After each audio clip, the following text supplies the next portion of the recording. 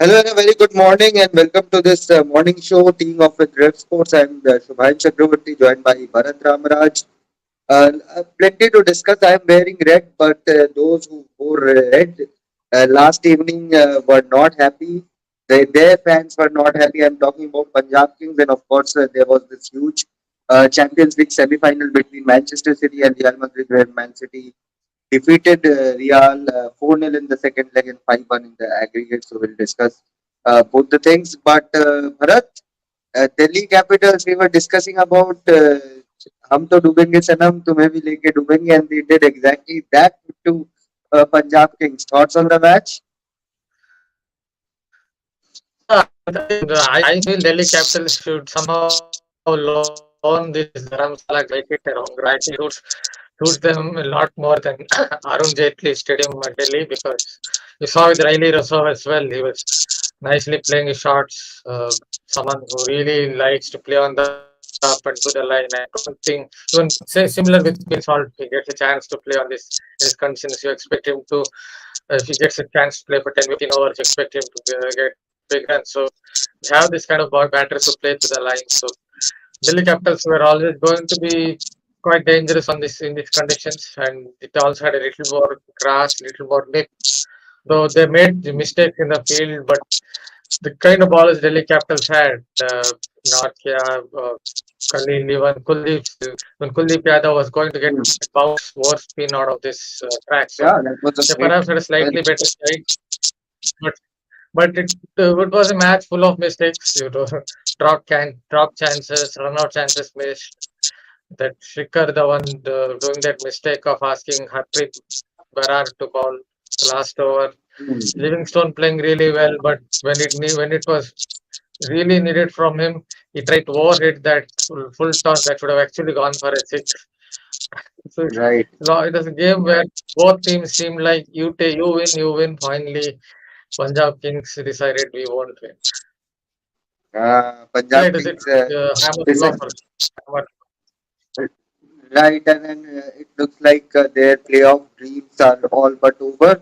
Of course, mathematically, permutation, combinations, everything, luck, prayers, they are still alive, but it is extremely unlikely that from here they will go through to the playoffs. And right now, I'm feeling very weird because two teams Yes. I picked, Sunrisers Hyderabad and Punjab Kings. I was pretty confident about these two teams when it comes to qualifying to the playoffs before the season started. But somehow, despite having two of the most good-looking teams on paper, they are in the bottom half of the table, unfortunately. But for Delhi Capitals, they posted 213 Bharat. But Prithvi Shaw's comeback was something which was good to see. Yeah, from his point of view, perhaps from team's point of view, 54 of 38 balls wasn't the greatest innings he would ever play, Right. at least for Delhi Capitals. But from his point of view, any score is a good score because even with this Hmm. 54 or whatever, 55, he still has Hmm. scored only one not one runs this season at an average of 14, whatever. So 55 for him is a big knock in these circumstances. It's like, for example, if Deepak could have scored 50, he would also get it over 100 runs. From his point of view, it also would be a beginning. So similar with Shaw, some controversies also surrounding him, whatever it is true or not true. That's not for us to speculate. But Right. in all those circumstances, in innings that you really take with grab with both hands. Right, absolutely, and that was and he. The best part I felt about that knock is that he stayed around till 15th over. 14.6 was the when he got out, and generally when an inform very flawless Prithvi Shaw plays till 15th over, he generally smashes a century. But nonetheless, this will be a good takeaway for him to at least finally get some runs. And of course, we'll talk about that Liam Livingstone knock as well. That was a roller coaster ride. But Riley Russo made good use of his opportunity as well. Finally, at last, scoring that fantastic 82 of just 37 deliveries. Yeah, he's kind of stand and deliver player, right? These conditions really suited Right. his style. Uh, Hmm. if it is full, he will hit through the line. If it's short of a length, he will hit through the line. somewhat a Right. typical South African kind of batter when he tries to hit on the up. Uh, so and yeah, this conditions when he gets going, he can go right back to first time I saw him was in some Champions League game. I don't remember which year it was. It was up to 2011 or something. It come with some South African domestic team. The way he was playing, you could see if the conditions are good for batting, he can really rip apart the opposition attack. Uh, I think he's obviously Kolpak and all it happened with him, but we could have played a lot more for South Africa, not just in T20 cricket, Mm. even in ODI cricket, maybe two times in Test cricket also. But obviously, the Right. situation in South Africa is completely different, for at least for a period of time with all this Kolpak was there. Such has been the unfortunate case of South African cricket that plenty of not only Riley Russo but plenty of these talented players have not got enough opportunities or a consistent run at least in the national setup due to whatever their policies are, unfortunately. But at the same time, we mentioned Takisor Abada yesterday, given the match was in Dharamshala, Bharat, but somehow I feel Rabada is not the same bowler that he used to be, say, 5 years back. He has lost that zip, I would say, or that extra spice which Takisor Abada was known for. Yeah, I think still a very important bowler if he gets a surface Right. with the variable bounce, like say Centurion or Gappa surface. Obviously, it's in Test cricket. Hmm. But outside of it, he seems to be a little bit of zero. He goes on a true surface with true bounce. He keeps getting whacked. Maybe it's something to do with rhythm. Maybe it's not. Obviously, we are all speculating here, but the way he's running through the crease, so something is missing. Mhm. Maybe it's a little bit to do with fitness or whatever. There's a bit of thing missing in his bowling. If you go back right back to even 2014 Under 19 World Cup, the first time I watched it, I think Mhm. he blasted away Australian Under 19 side in the final. Matthew Trott was playing for Australian Under 19. Even then, his pace was about 148, 150 kilometers per hour.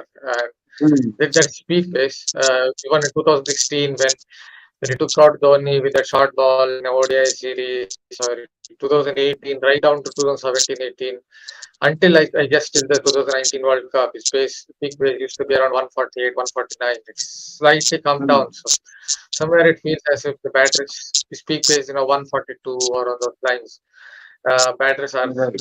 able to line him up easier, and if you start doing that, then the bowler has to perhaps ensure that his control is really good because you don't have that buffer.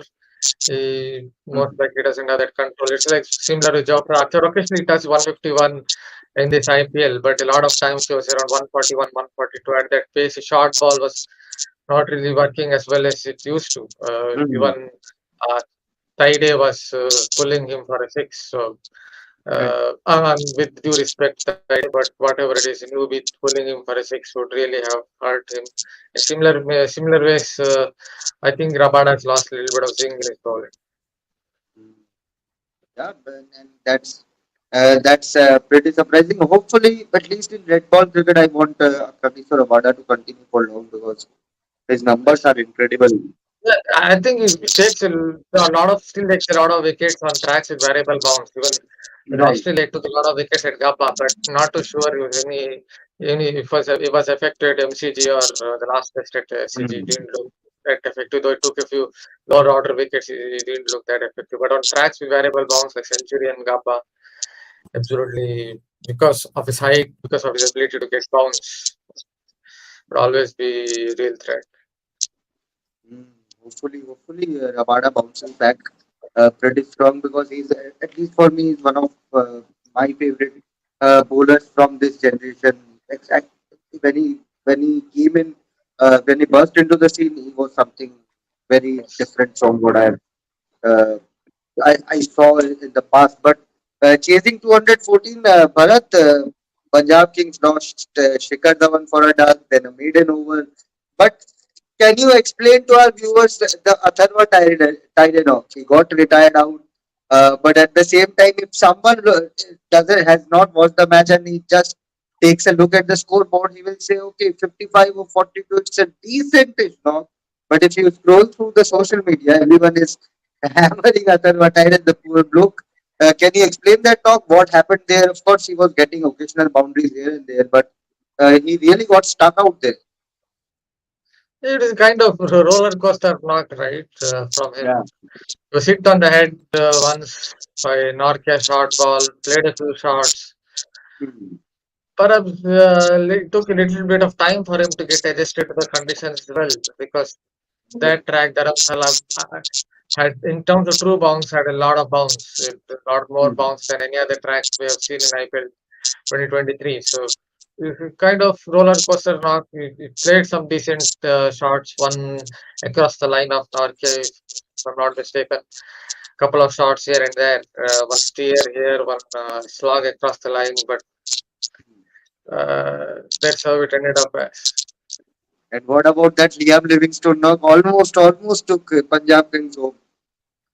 Yes, again, another of those slightly curious knocks, not as curious as Bharat Taide, but still, Hmm. there still is slightly curious knock. For periods of time, he was not able to land his shots. He was trying to over it. That's something we have seen him do it not just for England, also for Lancashire. Sometimes it feels as if he looks to overhit too much. When he was getting it right, every single time it was going for a six, nine sixes, five boundaries. But still, there were times in that innings when he was trying to over it, like just like what happened in the last over. It was a Right. roller coaster knock, but still a really good knock. Livingstone is someone I think if he gets it right, with this little percentages, if he gets it right, like not trying to over it every single ball.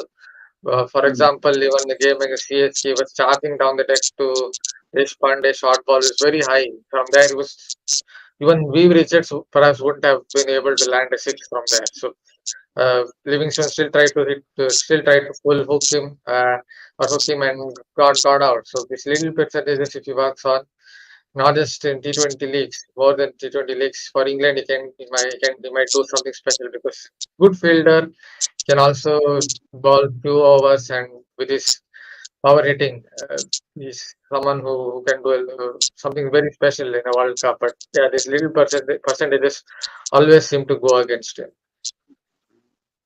That swing is ridiculous. I would have to Yes, say that bat swing is yes, I think one of the fastest in world cricket right now.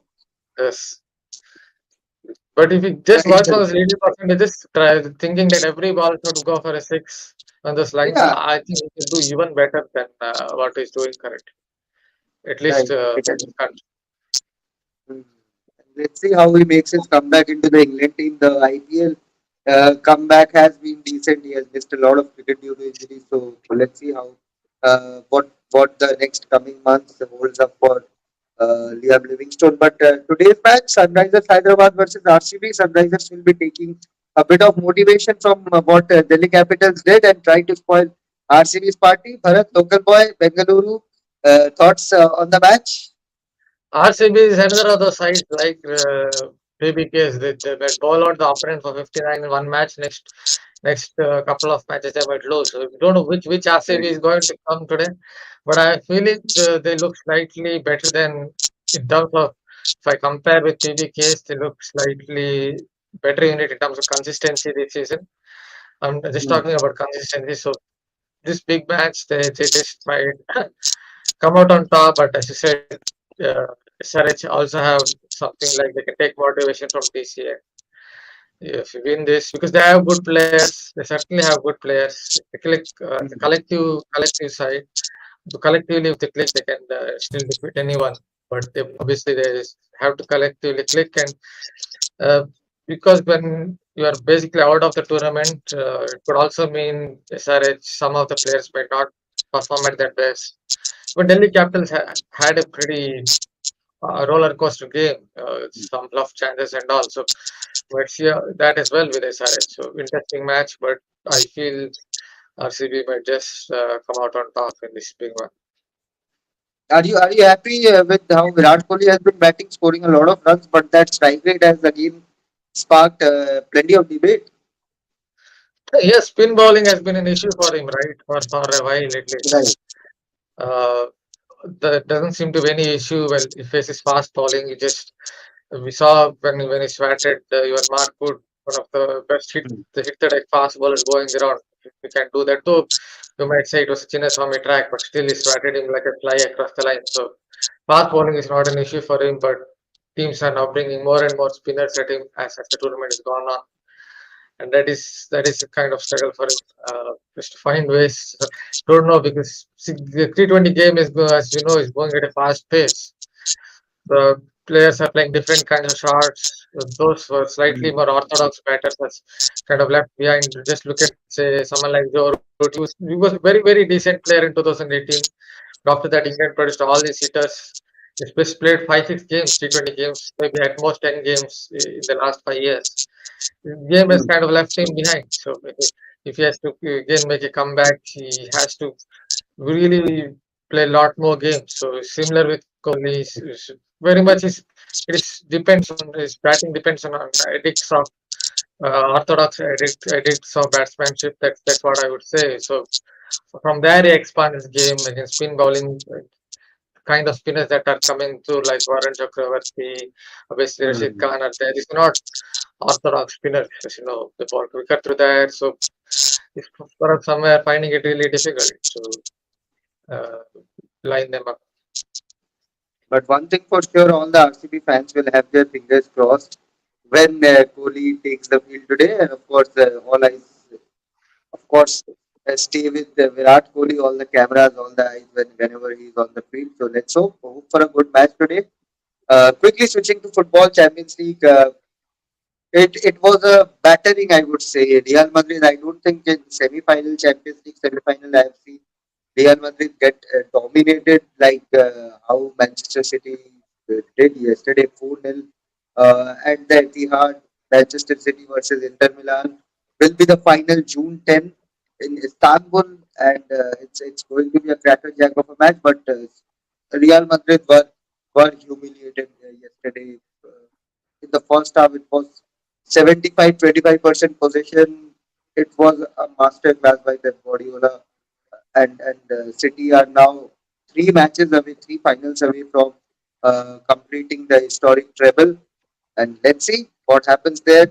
But it has been a good season for the football fans. Two very underdog teams as in Inter Milan has not won Champions League for a long time now. The last they played in the final was in semi-final was in 2010. Manchester City, of course, played the final 2 seasons back, but they lost to Chelsea. So, time for some redemption for these two teams in the final, and let's hope what happens. Let's see what happens in the Champions League semi-final, Champions League final on June 10th. We'll also cover that match. But thank you, Bharat, for joining Yeah, that this today morning also show. is Rafael Nadal's press conference at 8 p.m. Yep. 4:30 p.m. That's around 8 p.m. Indian Standard Time. Don't know what is going to tell. Most likely Roland Garros withdrawal for the first time in 18 years. So, Mm. or it could be something worse. I never know what is in his mind, but Hopefully, it's not worse than who knows? just a pull out from Roland Uh, Garros.